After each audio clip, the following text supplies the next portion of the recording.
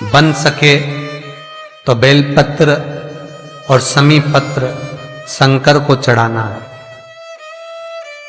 5 बेलपत्र 11 समी पत्र।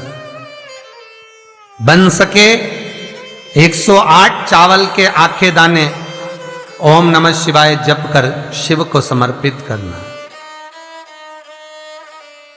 महाराज दुख तकलीफ ज्यादा है, रोग बीमारी ज्यादा है, तो पानी में लाल चंदन घोलकर लाल फूल डालकर बेलपत्री के पेड़ के नीचे चढ़ाना। यदि कोई मनोकामना है आपकी पूरी नहीं हो रही है तो कल का श्रावण छोड़ना मती। मौली, मौली मतलब जो नाड़ा होता है हाथ में बांधने वाला लच्छा, 11 गांठ बेलपत्री की पत्ती की डंडी में लगा लें। अपनी कामना करके गांठ लगाते जाए, बेलपत्री को बांधते जाए, गांठ लगाते जाए, बेलपत्री बांधते जाए। 11 गांठ लगाकर अशोक सुंदरी वाले स्थान पर उस मौली को, गांठ लगी हुई बेलपत्री को अपनी कामना कर कर समर्पित कर दें। 3 महीने 4 महीने में आपकी कामना पूर्ण होगी। मेरा विश्वनाथ आपके भंडार भरेगा, सुख दे।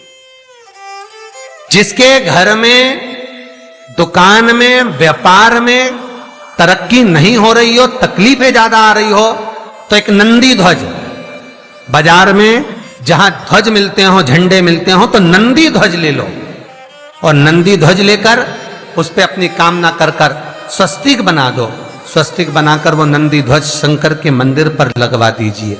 आपकी कामना पूर्ण होगी, दुकान, व्यवसाय, व्यापार बढ़ेगा। ये केवल 5वें सोमवार पर ही होता है। कंठ रुक रहा है, बुखार बहुत तेज आ रहा है, शरीर में ताप है, डॉक्टर को दिखाओ मना नहीं है, सब कुछ करो मना नहीं है, पर 1 लोटा पानी अपने ऊपर से उतार कर 21 बार नीम के पेड़ में ले जाकर नाम गोत्र बोलकर डाल दीजिए और नीम के पेड़ के नीचे की मिट्टी को अपने कंठ पर लगा लीजिए। 20 से 25 मिनट बाद आपको आराम लगना प्रारंभ हो जाएगा। ये उमा देवी है। शमी का जो वृक्ष उत्पन्न हुआ वो शंकर, महेश और उमा के दोनों के सुंदर स्नेह भाव से प्रकट हुआ। आपको कथा में पहले कहा है।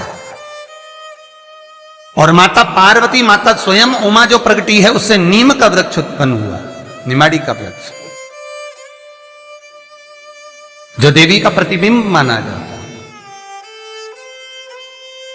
जो देवी के स्वरूप में माना जाता है। यदि आपके जीवन में पारिवारिक तकरार ज्यादा बढ़ रहा हो, परिवार में समावेश नहीं बैठ रहा हो और परिवार में विवाद जब ज्यादा बढ़ रहा हो, तो नीम के वृक्ष की छाल को ये अंगूठा और चीटी उंगली, इससे झोली पसार कर माता से विनती कर कर नीम की छाल को निकाल कर लिया और तांबे के लोटे में पानी भरकर उसमें वो छाल डाल दीजिए।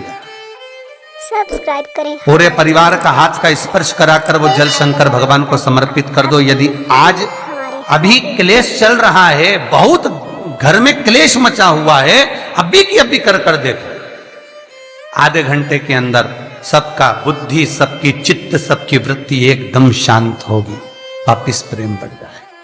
अभी हो तो अभी करो। कन्यादान आपने करा है, गौदान आपने करा है, लक्ष्मी का दान आपने करा है।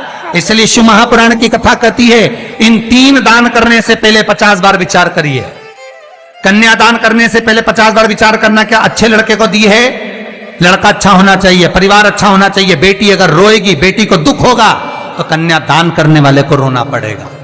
गौदान करने से पहले विचार करिए, गाय किसी ऐसे ब्राह्मण को मत दो जो 4 दिन साथ में रखे और मालूम पड़े बाद में बेच दे। गाय अगर कसाई की यहां कटेगी तो दुख तकलीफ उसको होगी जिसने संकल्प दिया है गौदान। गाय दान करने से पहले 50 बार विचार करो। कन्या दान करने से पहले 50 बार विचार करो। लक्ष्मी दान करने से पहले विचार करो। किसी ऐसे भिखारी के कटोरे में मत देना जो शाम को जाकर मदिरा पान में लगा दे, वेश्यावृत्ति में लगा दे, सुबह तुमसे ले और शाम को जुए में लगा दे। ऐसे को लक्ष्मी मत देना।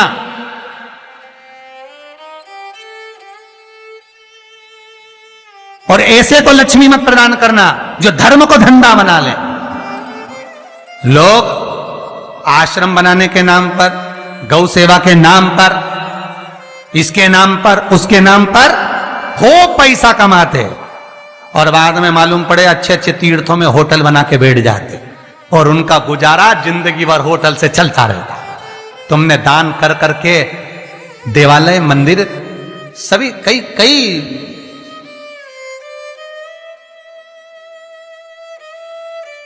कई लोग हैं ऐसे जिनने दान मंग मंग के होटलें सिद्ध कर ली, होटलें बना ली, एसी लगा लगा के आलीशान कमरे बना लिए, खूब होटल बुक, और महाराज उन चकाचक दान तुम्हारा होटल में लगा, सत्कर्म में नहीं लगा। लगाने से पहले 50 बार विचार करना क्या सही जगह लग रहा है। पशुपति व्रत कोई कामना रह गई हो, संतान नहीं हो रही हो, कोई सिद्धि नहीं मिल रही, कोई परेशान हो, अटक रहा है, काम नहीं हो रहा, पशुपतिनाथ के 5 सोमवार के व्रत करो। केवल सोमवार सुबह शंकर जी के मंदिर में जाकर पूजन अभिषेक करो, थाली लेकर जाओ, पूजन अभिषेक कर कर आओ, थाली को वापस लेकर आओ, घर में रख दो, सुबह के टाइम पर फलहार कर लो, शाम के समय में थाली फिर लेकर जाओ, 6 दिए लेकर जाओ, मीठे का प्रसाद लेकर जाओ, थाली पूजन की लेकर जाओ, शंकर भगवान की फिर पूजन करो शाम के समय पर, प्रदोष काल के समय, शाम का समय, शाम के समय पर शंकर भगवान के पूजन कर कर 5 दिए शंकर के मंदिर में लगा दो, प्रसाद के 3 हिस्से कर कर 2 मंदिर में चढ़ा दो। पूजन पूरी करने के बाद 1 दिया और प्रसाद 1 हिस्सा लेकर अपने घर आओ।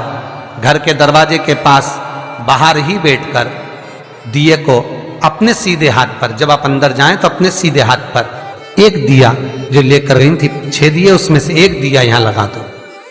मीठे का प्रसाद अंदर लेकर जाओ, अपनी कामना कर कर अंदर प्रवेश करो, सीधा चरण रखकर कि भगवान मेरी ये कामना पूरी करना। मंदिर से आओ, जब दिया लगाकर जब अंदर प्रवेश करो, अपनी कामना कर कर प्रवेश करिए।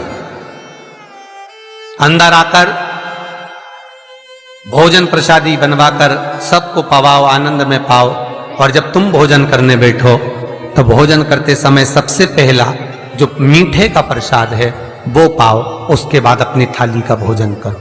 सात्विक भोजन करो, शुद्ध भोजन करो और भगवान शंकर का स्मरण करो।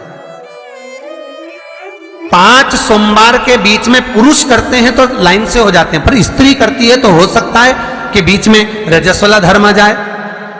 नारी के बहुत सारे कर्म होते हैं, उसके अंतर्गत रजस्वला धर्म के अंदर वो पूजन करने नहीं जा सकती, तो उस सोमवार को फलाहार करो, भोजन करो, पर भगवान शंकर की पूजन मत करो।